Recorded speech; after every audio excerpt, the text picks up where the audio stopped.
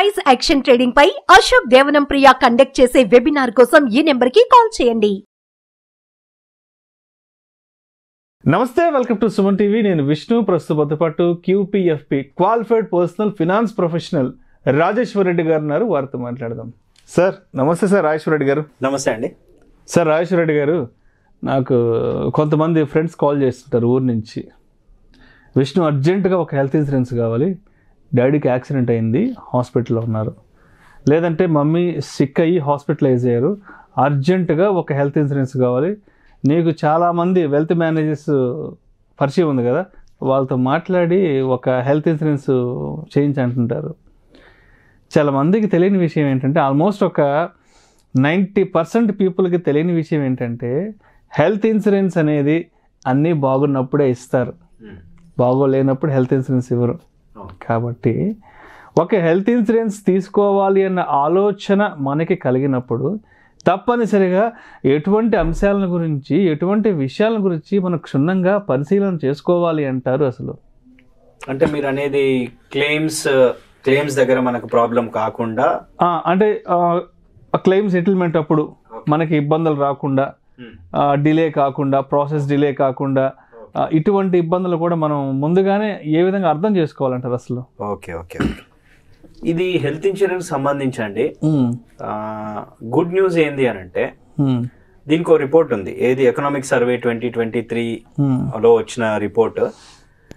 ఏదైతే house holds లో penetration అంటే హెల్త్ ఇన్సూరెన్స్ లో ఎంత మంది percentage of house holds health insurance తీసుకుంటున్నారు అనే దానికి వస్తే 2015-16లో 28.7% ఉండేది. 22-23లో 41కి పెరిగింది. అది ఇది గుడ్ న్యూస్ అండి. ఎందుకంటే పర్సంటేజ్ అంటే తీసుకునే వాళ్ళ సంఖ్య పెరుగుతూ ఉంది. కానీ బ్యాడ్ న్యూస్ ఏంటంటే, ఇందులో చాలా మందికి ప్రాపర్ గా అనాలిసిస్ చేసేది లేదు, తెలియదు. ఏది కరెక్ట్, ఏది రాంగ్, ఇది కరెక్టేనా, నాకు ఈ పాలసీ కరెక్టేనా, కరెక్ట్ గా సెట్ అవుతుందా. ఎందుకు అని అంటే, మీరు అబ్జర్వ్ చేస్తే ఇన్సూరెన్స్ ప్రపోజల్స్లలో ఆర్ మనం వెళ్ళి పాలసీ వర్డింగ్స్ అని చూస్తే చాలా టఫ్ లాంగ్వేజ్ ఉంటుంది, అర్థం కావు మనకు. ఇప్పుడు మనం కోర్టు కేసు వెళ్ళినప్పుడు, ఏదైనా కోర్టు కేసు వేసినప్పుడు రైటింగ్ ఉంటుంది చూడండి, కాంప్లికేటెడ్ వర్డ్స్, ఇందులో కూడా అలాగే ఉంటాయి, కొన్ని అర్థం కావు అవి. సో దీనివల్ల ఏమైతుంది అని అంటే, పెనిట్రేషన్ పెరుగుతుంది, బట్ ప్రాపర్ గా ఉందా లేదా. ఎందుకంటే ఈ ప్రాపర్నెస్ లేకపోతే, వీళ్ళకి ఆ క్లాజెస్ అర్థం కాకపోతే క్లెయిమ్స్ దగ్గర ప్రాబ్లం అవుతుంది. క్లెయిమ్స్ దగ్గర ప్రాబ్లం అయినప్పుడు ఏమవుతుంది, కాన్ఫిడెన్స్ పోతుంది వాళ్ళకి, ఆ హెల్త్ ఇన్సూరెన్స్ కంపెనీ మీద కాన్ఫిడెన్స్ పోతుంది. మేబీ ప్రాబ్లం వీళ్ళ దగ్గరే ఉండొచ్చు, కానీ వాళ్ళు అది ఐడెంటిఫై చేయలేక ప్రీమియం కట్టి అనవసరంగా హెల్త్ ఇన్సూరెన్స్ కంపెనీ మీద వీళ్ళు క్లెయిమ్ ఇవ్వట్లేదు అనే ఒక నెగటివ్ ఇంపాక్ట్ క్రియేట్ అయ్యే ఛాన్స్ ఉంది. అందుకని కంప్లీట్ ఫైనాన్షియల్ ఫ్రీడమ్ వచ్చింది నాకు హెల్త్ ఇన్సూరెన్స్ తో అని ఎప్పుడు అనుకోకూడదు. మేబీ మన ఫైనాన్షియల్ బర్డన్ తగ్గింది అని అనుకోవాలి.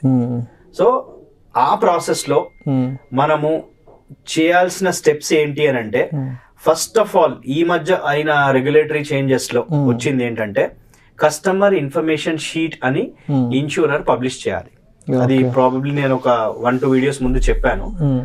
ఆ కస్టమర్ ఇన్ఫర్మేషన్ షీట్ ని జాగ్రత్తగా చదవాలి పాలసీ తీసుకునే ముందు. మీరు గూగుల్లోకి వెళ్ళి కస్టమర్ ఇన్ఫర్మేషన్ షీట్ అని టైప్ చేసి ఆ కంపెనీ పేరు టైప్ చేస్తే యూ విల్ ఫైండ్. ఇది పాలసీ వర్డింగ్స్ అంత కష్టం ఉండదు, ఈజీగా ఉంటది, ఈజీ లాంగ్వేజ్ లో ఉంటది. ఇందులో డిఫరెంట్ ఇన్ఫర్మేషన్స్, వాటన్నిటిని చదివి అర్థం చేసుకోవాలి. ఒకవేళ అక్కడ అర్థం కాని పొజిషన్ లో ఉంటే, ఎవరైతే ఏజెంట్, హెల్త్ ఇన్సూరెన్స్ ఏజెంట్ మీ దగ్గరకు వస్తారో వాళ్ళని ఆ పాలసీ వర్డ్ ఇందులో ఉన్న ఆ పాయింట్స్ ని క్లియర్ గా అడిగి చూస్తే దెన్ అక్కడ మిస్టేక్స్ అయ్యే ఛాన్స్ ఉండదు.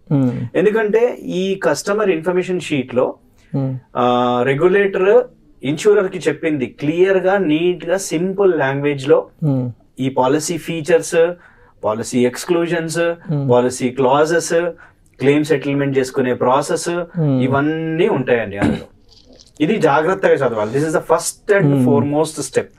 జస్ట్ బ్రోషర్ ని చూసి వెళ్ళొద్దు, ఇదంతా జాగ్రత్తగా చదవాలి. Second thing, medical history. Medical history ఇచ్చినప్పుడు ఒక్కొక్క పాయింట్ ని ఎందుకంటే ఇవన్నీ ఎందుకు చెప్తున్నా అంటే, క్లెయిమ్ లో ఇబ్బంది కాకుండా. సపోజ్ ఏదైనా ఆల్రెడీ మనకు ఉంది అని అన్నప్పుడు దాచిపెట్టొద్దు. ఎందుకంటే ఎప్పుడైనా క్లెయిమ్ వచ్చినప్పుడు ఇన్సూరర్ ఏం చేస్తారంటే they will thoroughly investigate that. వాళ్ళకు స్పెసిఫిక్ టీమ్ ఉంటుంది, ఇన్వెస్టిగేషన్ టీమ్, ఇది జెన్యూనేనా కాదా ఇవన్నీ థరోగా they will see what are the facts. అయితే ఇక్కడ ఏమవుతుందంటే ఫర్ ఎగ్జాంపుల్ ఎవరికైనా ఆల్రెడీ ఏదైనా ప్రీ ఎగ్జిస్టింగ్ ఉంది, మాక్సిమం ఏమవుతుంది మనం అది డిక్లేర్ చేస్తే మనకు వెయిటింగ్ పీరియడ్ ఇస్తాడు. ఆ వెయిటింగ్ పీరియడ్ తర్వాత అది కవరేజ్ లోకి వచ్చేస్తుంది. కానీ మనము ఎందుకు అది మెన్షన్ చేయడము, నాకు మళ్ళీ ఇబ్బంది, పాలసీ రాదు అని అనుకుని ఉంటే ఆ తర్వాత వాళ్ళు గుర్తుపట్టేస్తే కంప్లీట్ గా మనల్ని పాలసీ నుంచి తీసేస్తారు. సో దానివల్ల మనం అప్పుడు డిక్లేర్ చేసి కూడా వేస్ట్. మాక్సిమం అవుతే మనకు వెయిటింగ్ పీరియడ్ పెరుగుతుంది ఆర్ ప్రీమియం పెరుగుతుంది. ఈ రెండే అయితే తప్ప క్లెయిమ్ అయితే రిజెక్ట్ కాదు. అందుకని మెడికల్ హిస్టరీ జాగ్రత్తగా మెన్షన్ చేయాలి. ఎందుకు అని అంటే కొంతమంది ఏం చేస్తారంటే మెడికల్ హిస్టరీ మెన్షన్ చేసేటప్పుడు పాలసీ తీసుకునేటప్పుడు గుర్తు పెట్టుకుని మరి అది రాయరు. ఇది రాస్తే నాకు ఏమైనా ప్రాబ్లం అయిపోతుందేమో. ఇదే ఫిల్ చేసిన పర్సన్ హాస్పిటల్లోకి వెళ్ళినప్పుడు ఆ ఎమర్జెన్సీలో అక్కడ పోయి అడ్మిట్ అయినప్పుడు డాక్టర్ అడిగినప్పుడు అక్కడ మర్చిపోతాడు, నేను ఆ రోజు అది మెన్షన్ చేయలేదు అని మర్చిపోయి డాక్టర్ కి చెప్పేస్తాడు. చాలా కేసెస్ అయినాయి ఇట్లా, నంబర్ ఆఫ్ కేసెస్. ఇమీడియట్ గా డాక్టర్ మెన్షన్ చేస్తాడు కాబట్టి అక్కడ ఈజీగా తెలిసిపోతుంది మనం పాలసీలో మెన్షన్ చేయలేదు, ఇక్కడ డాక్టర్ తో చెప్పాము మనమే. సో చెప్పినప్పుడు అది రిజెక్ట్ అయ్యే ఛాన్స్ ఉంది. సో మెడికల్ హిస్టరీ విషయంలో చాలా జాగ్రత్తగా ఉండాలి. Whatever it is there transparent గా రాసేయండి. వస్తే వచ్చింది, లేదంటే లేదు, లేదంటే కొంచెం ప్రీమియం ఎక్కువ అవుతుంది, లేదంటే వెయిటింగ్ పీరియడ్ పెరుగుతుంది, అంతగా మించి ఇంకేం కాదు. తర్వాత క్లెయిమ్ అప్పుడు డాక్యుమెంట్స్ ఏవేవైతే ఉన్నాయో హ్యాండీగా పెట్టుకోవడం బెటర్. ఎందుకంటే ఇప్పుడు ఈ మధ్య ఫిజికల్ డాక్యుమెంట్స్ కూడా పెద్ద అవసరం ఏం లేదండి. సో మనకు పీడిఎఫ్ ఫార్మాట్ లోనే పాలసీ వస్తుంది. మీరు ఎప్పుడు యూజ్ చేసే మీ సెల్ ఫోన్ లో you keep it, you keep that particular document in your WhatsApp or దీంట్లో. ఎందుకంటే ఇమీడియట్ గా అక్కడ వెళ్ళి చూపించవచ్చు, మెయిల్ లో పెట్టుకున్నా కూడా. దానికి సపోర్టివ్ ఏంటి అని అంటే మీ ఐడి ప్రూఫ్ చూపించాలి. ఒకటి ఏంటంటే మీ పాలసీ డాక్యుమెంట్ రాగానే మీ ఐడి ప్రూఫ్ కి ఈ డాక్యుమెంట్ కి నేమ్ కరెక్ట్ గా మ్యాచింగ్ ఉందా లేదా. జనరల్ గా మనము పాలసీ తీసుకునే ముందు చాలా టైం స్పెండ్ చేస్తాం, పాలసీని చాలా ఎక్స్ప్లోర్ చేస్తాం. కానీ తీసుకునేటప్పుడు ఒక ఐడి ప్రూఫ్ ఇచ్చి మళ్ళీ క్లెయిమ్ చేసుకునేటప్పుడు ఇంకో ఐడి ప్రూఫ్, ఎందుకంటే ఈ మధ్య ఐడి ప్రూఫ్లలో కూడా డిఫరెంట్ నేమ్స్ ఉంటున్నాయి. సో అక్కడ అదొక ఛాన్స్ రిజెక్ట్ అయ్యే. సో పాలసీ రాగానే ఇమీడియట్ గా చెక్ వెదర్ ఆ ఐడి ప్రూఫ్ కి దీనికి కరెక్ట్ గా ఉందా లేదా. ఇవన్నీ చిన్న చిన్న పాయింట్స్ అండి, but still you will face issue. ఇవి ముందే చెక్ చేసుకుంటే మనకు క్లెయిమ్ ప్రాసెస్ లో ఏ ఇబ్బంది ఉండదు.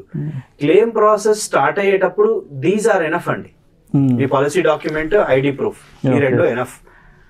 అండ్ నేను చెప్పిన medical history, customer information sheet, these are the basics. అంటే క్లెయిమ్స్ ని స్మూత్ గా అవడానికి తీసుకెళ్ళాం. ఒకవేళ ఇవన్నీ చేశాక కూడా క్లెయిమ్ రావట్లేదు అని అంటే I will tell you the procedure. ఏం చేయాలి, మీ క్లెయిమ్ రిజెక్ట్ అయితే ఏం చేయాలి అనేది నేను నెక్స్ట్ వీడియోలో చెప్తాను.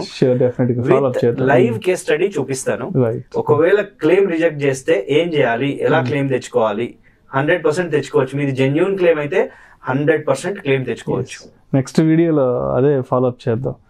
క్లెయిమ్ రిజెక్ట్ అయిన సందర్భంలో దాన్ని మనం వెనక్కి ఏ విధంగా తెచ్చుకోవాలి దాని గురించి తీసుకోవాలి చెప్తాం. Right, thank you sir. Thank you so much Rajesh Reddy గారు. థ్యాంక్ యూ అండి. నమస్తే. సుమన్ టీవీలో మీ పర్సనల్ అండ్ బిజినెస్ ప్రమోషన్స్ కోసం కింది నెంబర్కి కాంటాక్ట్ చేయండి.